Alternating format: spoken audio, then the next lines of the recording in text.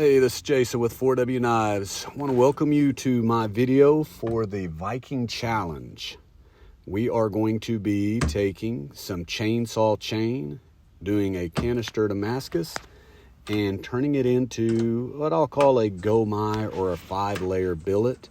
And we are doing a Viking-inspired, everyday carry, modern Seax. Okay, first thing I'm going to do here is clean up this chainsaw chain, and we are going to use some muriatic acid. I've used this once before on a previous build, and it is still scary stuff to me. Please be careful. Do it in a vented area. Make sure you have gloves and breathing masks and all that good stuff. It smells horrible. It puts off a big fume, and it's just scary. After about an hour soaking the muriatic acid, it's time to load up the canister. I've got some powdered steel. I like to put some at the bottom, and then we'll stack it and fill it up with the chain, and then put in more steel powder. The idea is to not have any voids. Pack it as tight as what you can, which will help ensure a healthy forge weld.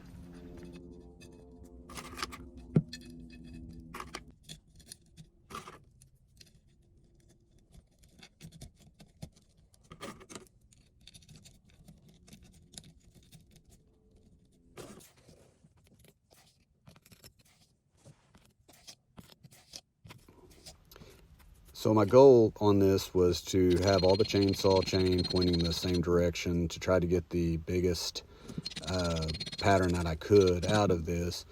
Unfortunately, my little plan for marking it didn't hold up, and ended up, once the canister came off, I ended up having to guess on it. So we'll wait and see what kind of pattern we get. Hopefully it'll be a good one.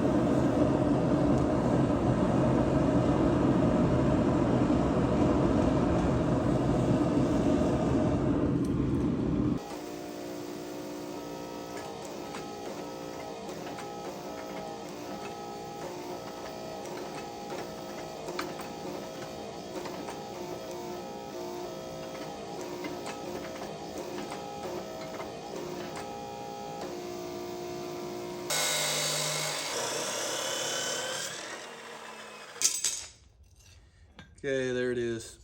It looks like it's in decent shape. So I'm gonna throw it back in the forge, flux it, and get it back up to forge welding temps. So see how it goes.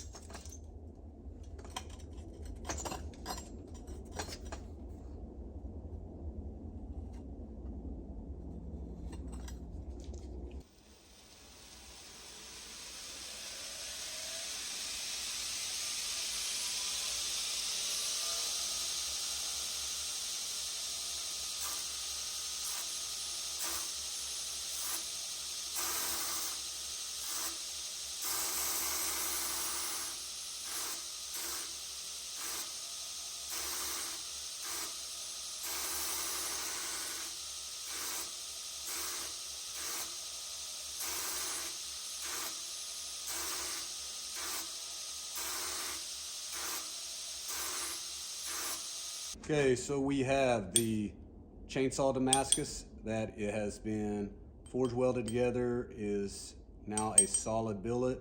It has been surface ground. We are going to go 2 layers of nickel, and then the core will be 80 CRV. I have put it together for 3 pieces to do the core just to thicken it up. We'll get this welded together, then forge welded, and soon we will have a billet that we can make a knife.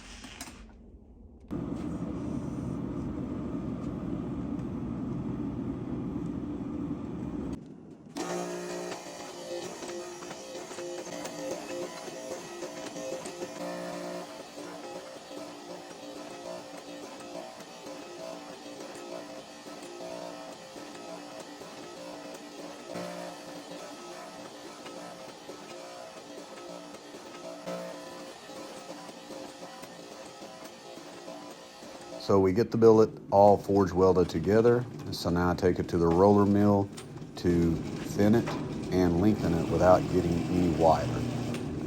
I had the billet set to about the right size to begin with, so this just makes it a little bit quicker.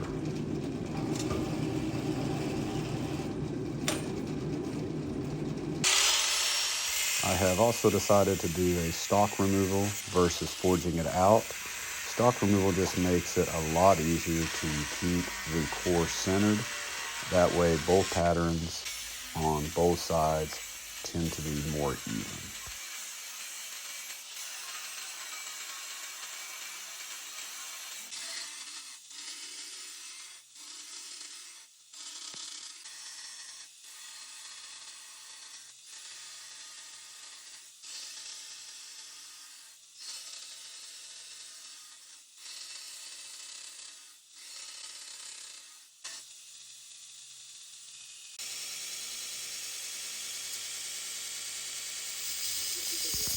I'm trying a new camera angle.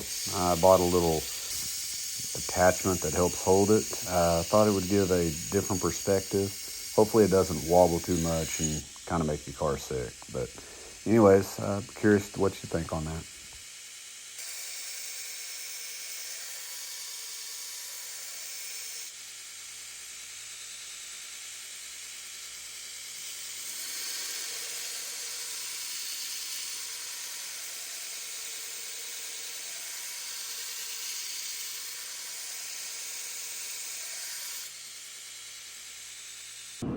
I do 3 thermal cycles where I just heat this up to critical temps and then let it cool slowly to room temperature. This helps improve the grain structure and hopefully helps it or prevents it from warping.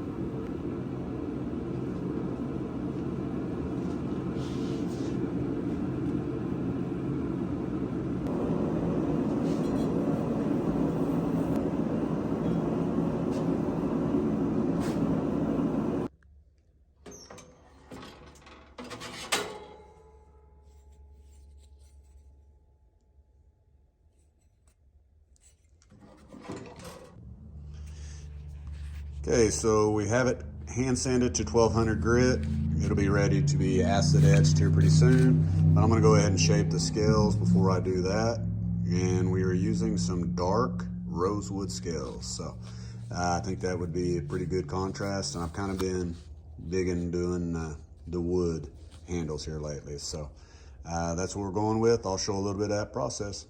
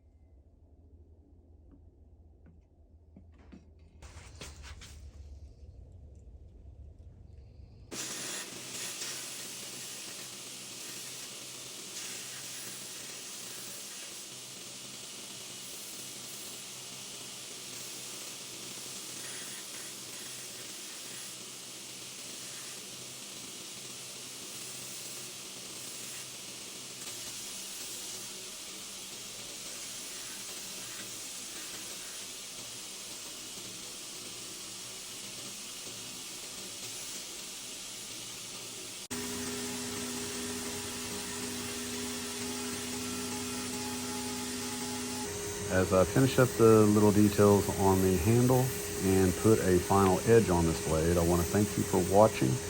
I hope you enjoyed my interpretation of a modern day Seax, and thought I might mention, keep your eye out. I've reached 1,000 subscribers and I plan on doing a giveaway video soon. I don't want you to miss out on that. I appreciate you watching, and as always, have a good one. I hope you enjoy these final little pictures.